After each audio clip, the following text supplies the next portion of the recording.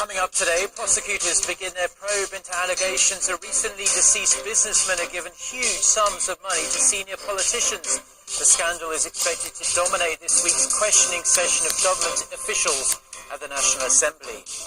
Korea's traditionally strong manufacturing sector is limping along in the 0% growth range, but in terms of manpower, the number of people employed in the sector stands at a 17-year high. Plus, the Korean government is convening an interagency meeting today to assess the security situation in Libya after the Korean embassy in Tripoli came under a deadly armed attack. These stories and more coming right up.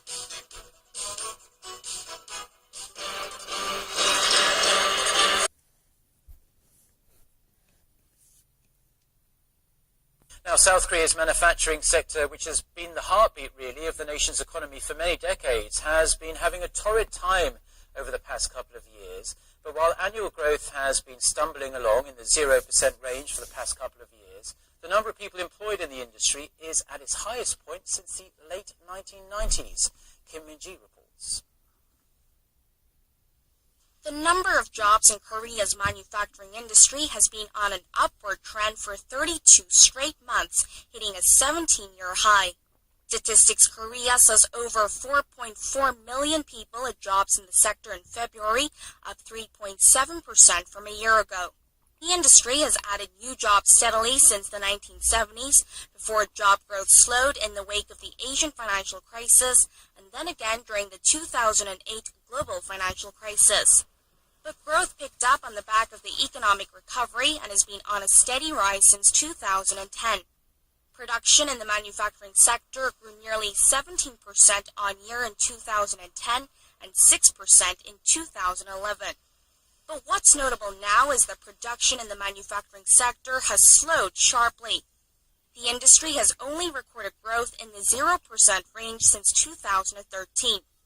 Experts say this mismatch in expansion is driven by the creation of new types of manufacturing jobs and more people in their 50s and 60s actively looking for work. They also point to an increased number of foreigners working in the sector, with more than 410,000 employed in 2014, up about 10% from the previous year. But some experts have voiced concerns that the phenomenon could lead to employment without growth. Kim Min-ji, Arirang News. Our top story this afternoon, the brewing corruption scandal surrounding several heavyweight politicians is expected to dominate a 4-day interpellation session at Korea's National Assembly that kicked off roughly an hour ago. The main opposition party has vowed to use the session to probe deeper into the scandal, which centers around allegations that politicians, including Prime Minister Lee Wang-gu, 2 former key aides to President Park Geun-hye, and several ruling party lawmakers took bribes from former Gyeongnam Enterprises CEO Song Wan-jong, who committed suicide last week. The prosecution launched a full-scale investigation into these allegations on this Monday. On Sunday, President Park Geun-hye called on the prosecution to be thorough in its investigations. The 2 former aides to the president that are on the list have vowed to cooperate with prosecutors. Top story this morning. 2 Libyan police officers have been killed and another seriously injured in an armed attack on Korea's embassy in Tripoli. Seoul's foreign ministry said the attack was carried out by an armed group as it drove past the embassy compound in the early hours of Sunday morning local time. The 3 Korean embassy staff, including 2 diplomats who were sleeping inside the compound at the time of the attack, are safe and well. A local source has told Korea's Yonhap news agency that local investigators are looking into the shooting. He added that the attack was most likely aimed at killing the guards rather than being aimed at the Korean embassy itself.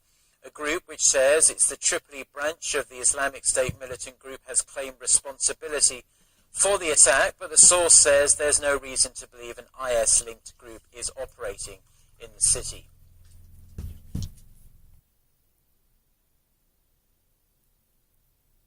Taken action to criticize the Japanese government for its attempts to hide and distort history.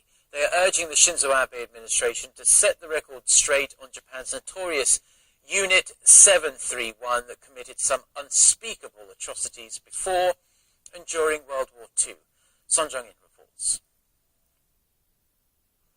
A group of Japanese doctors held a special exhibition in Kyoto over the weekend to demand the truth behind the atrocities committed by Unit 731, the Japanese Army's biological warfare division during World War II.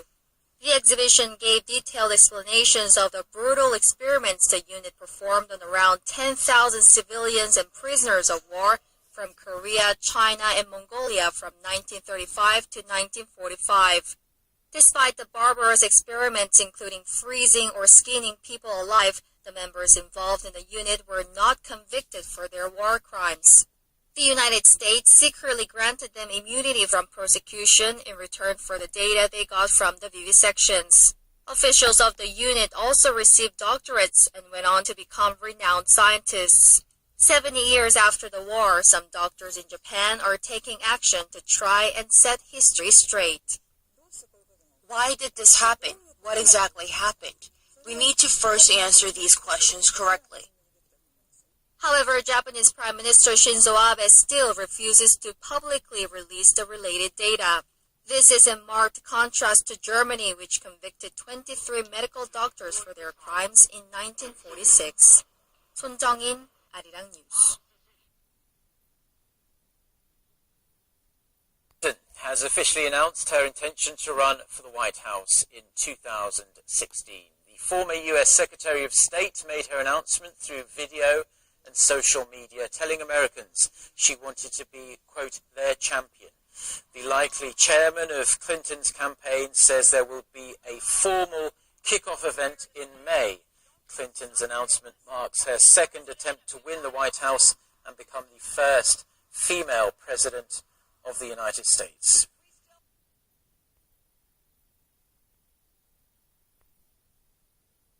Shifting gears now to other stories, leaders and activists from around the world are gathering in the southeastern cities of Daegu and Gyeongju to explore solutions for the world's water challenges.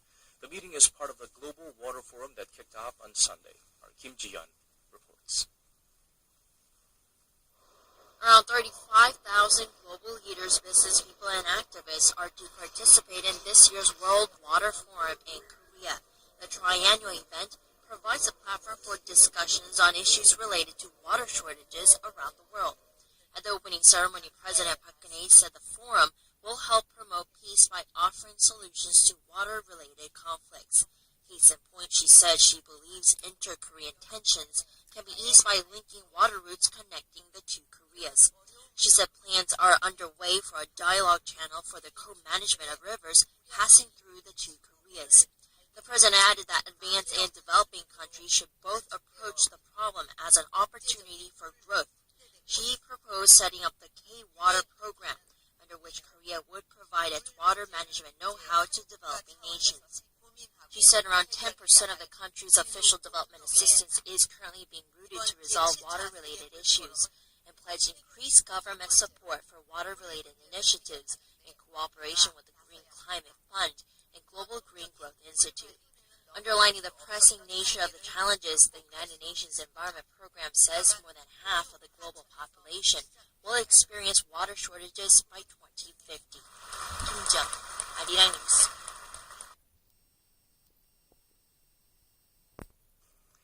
Moving on to the high-profile corruption scandal that has rocked Korean politics. In a statement on Sunday, President Park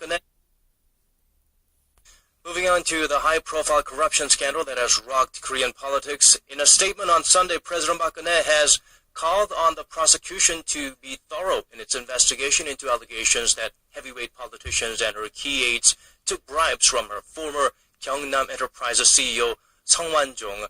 The allegations arose when a list was found in Sung's pocket after he committed suicide on Thursday.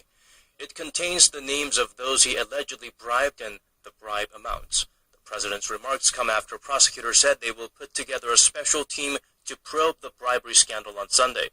The 10 prosecutors on the team will launch a full-scale investigation into the allegations on Monday.